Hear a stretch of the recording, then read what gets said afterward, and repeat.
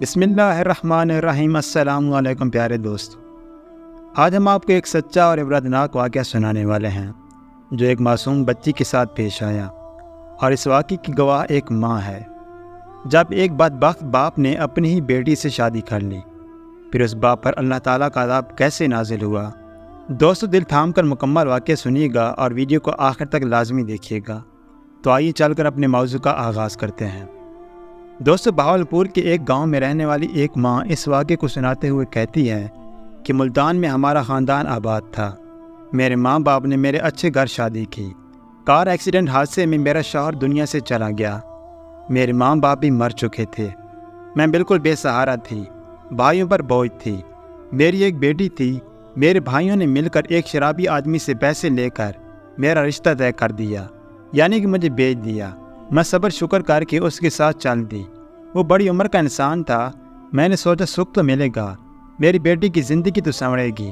شروع میں تو وہ میری بیٹی کو اپنی ہی بیٹی مانتا، کیونکہ میری بیٹی نے پیدا ہوتے ہی اپنی باپ کو نہیں دیکھا تھا۔ جب سے ہوش سنبھالا وہ اسی کو اپنا باپ کہنے لگی۔ میں جب حمل سے تھی تب بہت عبادت کرتی تھی، صابر اور شاکر بھی تھی، اسی لیے میری بیٹی میں بھی وہ سارے گڑ تھے۔ وہ بھی میری طرح عبادت گزار تھی۔ میری بیٹی نے کبھی گناہ کی طرف قدم نہیں اٹھائے تھے، بلکہ وہ ایک فرمانبردار بیٹی تھی۔ میرا شوہر اور میری بیٹی کا باپ کوئی اچھا انسان نہیں تھا۔ وہ شرابی، جواری اور زانی تھا۔ وہ گھر جب بھی آتا نشے میں دھت ہوتا، کبھی بیٹی کو مارتا، کبھی میری دھلائی کر دیتا۔ میں دوسروں کے گھروں میں برتن دھو کر اپنا اور اپنی بیٹی کا پیٹ پال رہی تھی، کیونکہ میرا شوہر نہ تو میری نہ میری بیٹی کی ذمہ داری اٹھاتا تھا۔ وہ کماتا ہی نہیں تھا۔ میری بیٹی سارا دن گھر سنبھالتی اور میں باہر کے کام کرتی تھی۔ جو کچھ بھی میں کما کر گھر لے جاتی تو وہ میرا شرابی شوہر مجھ سے چھین لیتا اور کہتا کہ اس پر میرا حق ہے، تو جا اور کما کر لا۔ وہ بیٹی کو گھور گھور کر دیکھتا رہتا۔ وہ خود تو 70 سال کا بوڑھا تھا، لیکن اپنی بیٹی پر گندی نظر رکھتا تھا۔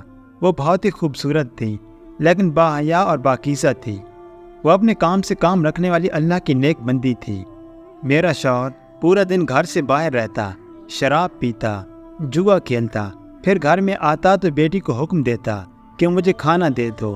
بیٹی سو رہی ہوتی تو وہ لات مار کر اپنا کام کرواتا۔ جب کھا پی لیتا تو بیٹی سے پیر دباتا۔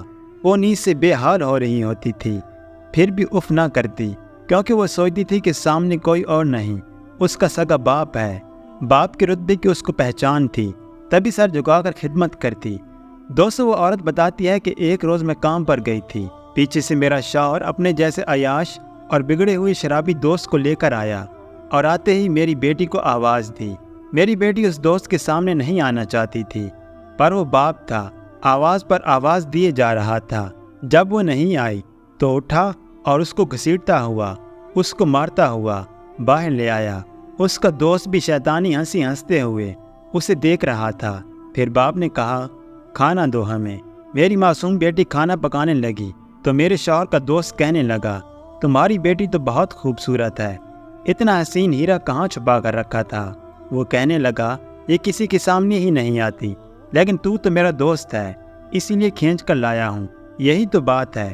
اسے دیکھ کر پہلی نظر میں میرے من میں خیال آیا، دیکھو تمہاری بیوی کی تو عمر ہو گئی ہے اور تم ایک ہٹے کٹے آدمی ہو اور دیکھنے میں بھی اچھے لگتے ہو۔ جوانی کو باہر برباد کیوں کرتے ہو؟ اگر سکون سے اپنے گھر میں رہنا چاہتے ہو تو اپنی بیٹی کو کیوں نہ اپنی بیوی بنا لو۔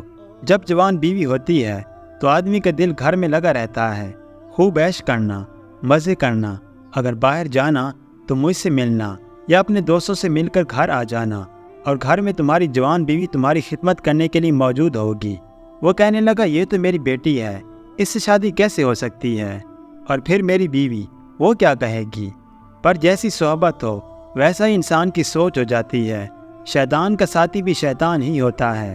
جب شیطان دوست نے اس کے دماغ میں یہ گندی سوچ ڈال دی تو میرا شوہر تو ویسے ہی بھٹکا ہوا تھا، گمراہ تھا۔ اس نے یہ نہ کہا کہ میں اس کا محرم ہوں، اس کا باپ ہوں، اور یہ تو ہو ہی نہیں سکتا۔ وہ تو شراب کے نشے میں چور تھا، اور ویسے بھی ہوش میں تو انسان ایسے کام نہیں کر سکتا۔ اس کی نوجوان بیوی کے نام سے لال ٹپکنے لگی اور بولا، بات تو ٹھیک کہتے ہو، میں کیوں باہر رہ کر اپنی جوانی برباد کروں جبکہ خوبصورت پری گھر میں موجود ہے اور یہ محلے والے بھی کچھ نہیں کر سکیں گے۔ وہ بہک گیا۔ دوست کہنے لگا میں قاضی لے آؤں گا اور تم اس قاضی سے کہنا کہ یتیم لڑکی ہے، بے سہارا ہے، کسی دوست کی تھی اور وہ مر گیا تو سہارا دینے کے لیے نکاح کر رہا ہوں۔ تمہاری بیٹی کو ویسے بھی یہاں کوئی نہیں جانتا۔ اس کے بعد وہ کھانا کھانے لگے، لیکن میری بیٹی نے یہ سب سن لیا تھا۔ وہ کانپنے لگی اور جب میں گھر کام کر کے واپس آئی تو اس نے کہا، ماں میرا باپ میرے ساتھ کچھ غلط کرنے کا ارادہ رکھتا ہے، وہ کچھ غلط کرنے والا ہے، مجھے بچا لو۔ یہ کہہ کر ساری بات مجھے بتا دی۔ میں ویسے ہی تھکی ہوئی تھی، میں نے بھی اسے سمجھا دیا۔ وہ شرابی ہے، شراب پی کر آیا ہوگا، اسی لیے وہ بہکی بہکی باتیں کر رہا ہوگا۔ تو فکر نہ کر، وہ تیرا باپ ہے، اتنا بھی نہیں گر سکتا۔ دوستو اگلے دن جب کام کرنے نکلی تو اس کا دوست قاضی کو سمجھا بجھا کر گھر لے آیا۔ پھر اس کے بعد اس کا باپ میری بیٹی کے پاس آیا اور بولا کہ چل تیری شادی ہے میرے ساتھ۔ اس نے کہا، ابا ایسا نہ کرو، کچھ تو رحم کرو، گناہ کبیرہ کر رہے ہو۔ لیکن اس کا باپ اسے مارتا ہوا قاضی کے پاس لے گیا اور زمین ہل گئی، آسمان کانپ گیا۔ ایک باپ نے اپنی ہی اولاد، اپنی ہی بیٹی سے شادی کر لی اور وہاں کوئی روکنے والا نہیں تھا۔ ایک باپ اپنی ہی بیٹی کا شوہر بن گیا۔ ماں نے بھی مظلوم بیٹی کی فریاد نہ سنی، بیٹی دہائیاں دیتی رہی، ابا نہ کرو۔ میرے آنے سے پہلے قاضی نے نکاح پڑھا دیا تھا۔ وہ شیطان اس کے بعد ہنستا ہوا میری بیٹی کا بازو پکڑا، میری پری کو گھسیٹتا ہوا کمرے میں لے گیا اور تمام حدیں پار کر دیں۔ شاید میری بیٹی کی قسمت خراب تھی۔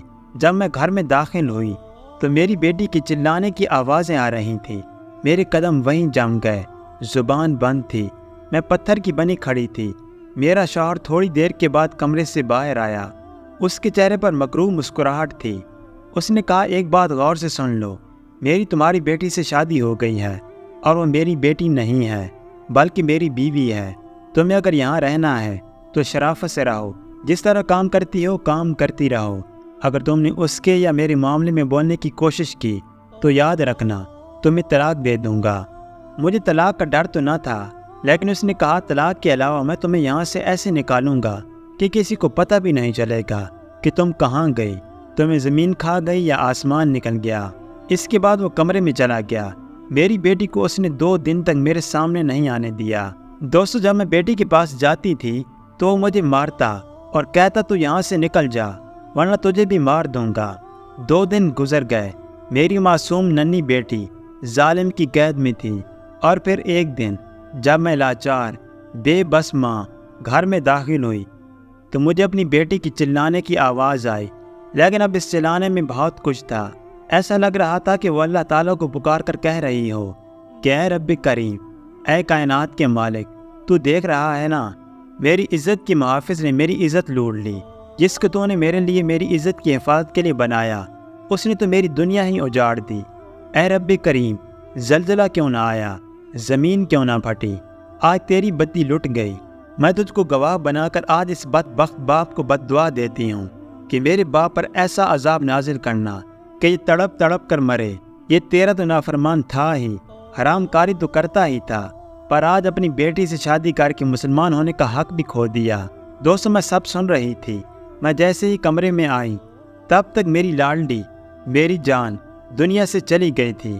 میں اپنے شوہر کا گریبان پکڑ کر کہنے لگی، ظالم انسان، وحشی آدمی، تو نے کیا کر دیا؟ اس کو وہیں دھکا دے کر اپنی لاڈو کے پاس آئی، اپنی بیٹی کو اپنے ہاتھوں میں اٹھا کر باہر لائی اور اس پر چادر اڑائی۔ کس دل سے میں نے اس کے کفن دفن کا انتظام کروایا، یہ ایک ماں کا دل ہی جانتا ہے۔ جب اس کو دفن کیا جا رہا تھا، لوگ بتاتے ہیں کہ تیری بیٹی کا تو چاند سا چہرہ تھا اور جنت کے راستے جا رہی تھی۔ وہاں کے لوگوں نے مجھے بتایا کہ آپ کی بیٹی بہت پاکیزہ تھی۔ میرا دل کر رہا تھا کہ میں اس آدمی کا گلا دبا کر مار دوں۔ میں واپس گھر آئی اور آج اس شرابی سے سارے رشتے ختم کرنا چاہتی تھی، اور جیسے ہی اس کے کمرے میں آئی ایک عبرت ناک ہولناک منظر دیکھا۔ وہ انسان نہیں تھا، وہ کتے کی شکل کا ہو گیا تھا۔ اوپر کے جسم کا حصہ کتے کا اور نیچے کا انسان کا تھا۔ وہ مجھے دیکھنے لگا اور اب میں اس کی کیا مدد کرتی؟ قدرت کا تو عذاب ہی آ چکا تھا۔ اللہ پاک نے اسے کتا بنا دیا تھا، کیونکہ میری بیٹی نے اپنے اللہ کو گواہ بنایا تو قدرت کیسے اس کی بات کو ٹھکراتی؟ میری پاکیزہ باحیا بیٹی جنت میں چلی گئی اور اس کا باپ دنیا میں اب عذاب جھیل رہا تھا۔ اس کے نیچے کا حصہ اب مفلوج ہونا شروع ہو گیا، وہ اپاہج ہو گیا تھا۔ اس جگہ سے ہل بھی نہیں سکتا تھا جس جگہ بیٹھا ہوا تھا۔ نیچے کا ایسا پتھر کا بن گیا اور اوپر کا ایسا کتے کی شکل کا تھا۔ پھر انصاف ہوا، میری بیٹی کو انصاف مل گیا۔ جس طرح سے وہ دنیا سے گئی یہ بات مجھ سے برداشت نہیں ہوتی۔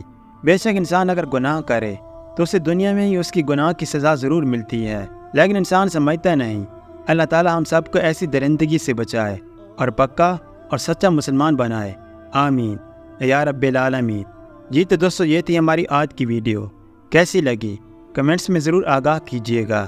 مزید ایسی ویڈیوز کے لیے ہمارے چینل کو سبسکرائب کر دیں۔ ملتے ہیں ایک نئی ویڈیو کے ساتھ، تب تک کے لیے اللہ حافظ۔